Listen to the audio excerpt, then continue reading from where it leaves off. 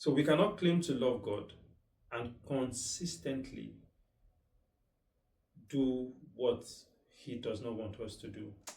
We cannot claim to love God and consistently. Now, notice the word consistently. So I'm not talking about, oh, I fell, oh, I slipped, or I made a mistake.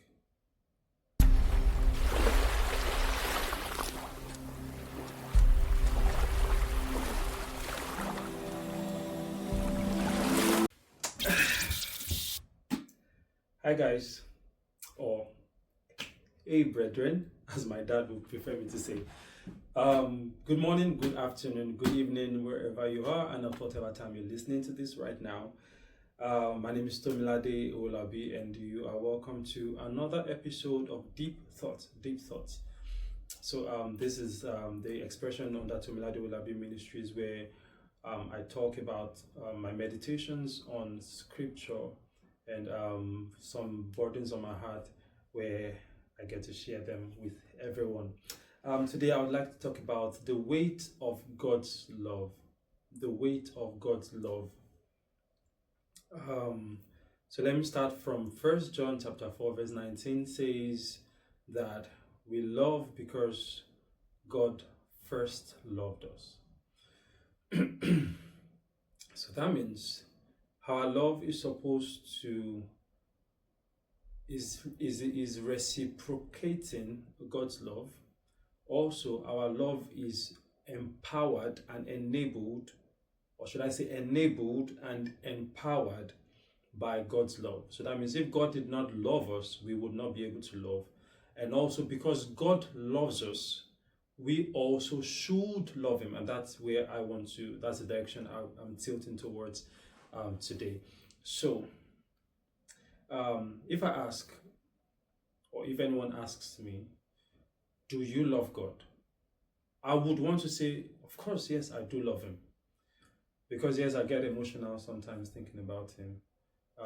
Yes, because I am a child of God, I should want to love God, or that should be my default setting. I should love God. But from going through scriptures, we realize that love has nothing whatsoever to do with feelings and everything to do with choices and actions. And even Jesus said, who is it that loves me? He that obeys my commandments. He it is that loves me. So that means obeying God's commandment, according to Jesus, is the definition of love. So it's not about any mushy feelings. It's not about emotions. It's not about how elated we get when we think about God. Loving God basically is responsibility. And that means taking responsibility for our actions and determining whether we choose to obey God with those actions or not. So there is a weight to loving God. There's a weight of responsibility that it puts on us. And that's why we are not expected to do it alone. And that's why I said, first of all, the fact that God loves us is what enables us and what empowers us to also be able to love Him. And Romans 5:5 also talks about how the Holy Spirit has shed the love of God abroad in our hearts. So that means we cannot love God on our own. But then, there is the place of being conscious of this. So we cannot claim to love God and consistently do what He does not want us to do. We cannot claim to love God and consistently. Now, notice the word consistently. So I'm not talking about, oh, I fell, or I slipped, or I made a mistake. God gives room for that. Even Jesus is not one that does not know our frailty or our flaws. He has been taught by them. He knows our humanity. But I'm talking about consistently doing things that don't please God. There is little excuse for room in living a life like that. There's little excuse for love in living a life like that. So we can choose to be Gomer. Remember Gomer, Hossea's wife, who God used as a parable to show the Israelites' relationship with Him and basically humanity's relationship with Him. So we can choose to be Gomer, the unrepentant or oftenly repenting sinning wife who comes back to the husband time and time again, and always enjoys the benevolence of the love of the husband, because the love is unconditional, the love is far-reaching, unending. It will never end. It will always, it's an ocean it's an ocean that can never run dry. God's love is an ocean that can never run dry. And so we can be Gomer, who always comes back, and will still meet the husband willing to accept her back. But Gomer is never the wife that makes the husband proud, right? And we can also choose to want to be like Job, who God was able to say, hey, devil, have you noticed that guy? Very wonderful. I'm very pleased with him.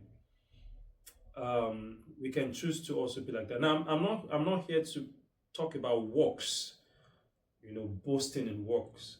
I'm talking about a love relationship with God so beautiful that you think twice about doing things that will hurt him. About doing things that will hurt him. You think twice. Like it doesn't come naturally to you. It doesn't come naturally to you. Why? Because there is a love relationship.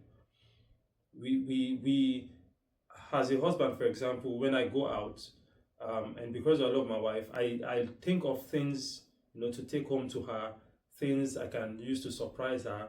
I'm online, I'm seeing, stores that they are selling stuff. Like, oh, this will fit my wife. Oh, my wife will love this. Always thinking of ways to please her. And also when situations come up that, I could hurt her, because of the love I have for her, growing every day, I decide to make some choices that might not be natural to me, but because the love of God constrains, or the love of my wife constrains me, there are some things I will not do because I love her. Many times I've failed her in that aspect. Many times I've done things that have hurt her so terribly. But because, of course, of mercy, I have been able to be given chances time and again to prove my love to her.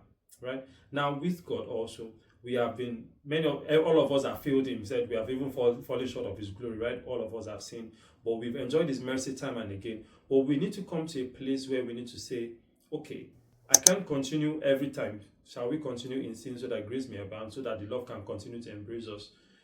We can't be the prodigal son going and coming back every time. Yes, he leaves the 99 and always goes for the one. We all know that the love will always be there. But why not aim to be part of the 99, not the one that is always being left? Now, I'm not saying do this in your own power.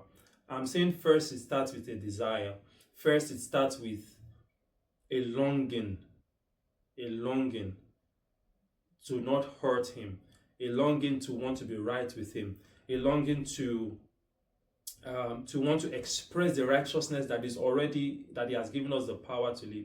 If God doesn't want us to be righteous, he will not give us the power to be righteous.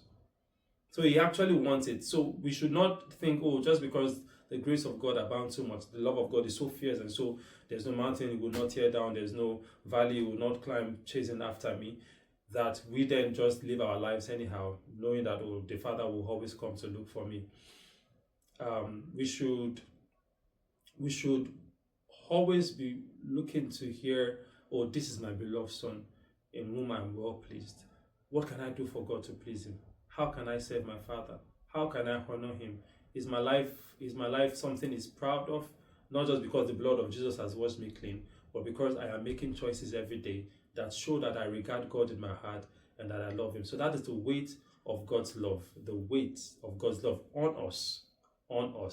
In the next episode of Deep Thought, I'll be talking of the weight of God's love on him, the weight of his love for us, how it weighs on him, the responsibility that he has towards us because of his love. Thank you for watching this episode of Deep Thoughts. I hope you're blessed, and I hope you also meditate on this and make right choices. The grace to walk worthy of God's love is released upon us in the name of Jesus. Thank you all for your constant support. Thank you for always liking. Thank you for always watching. Thank you for always engaging. I pray that we all will be blessed in the name of Jesus. God bless you, and have a very good rest of your day. Bye.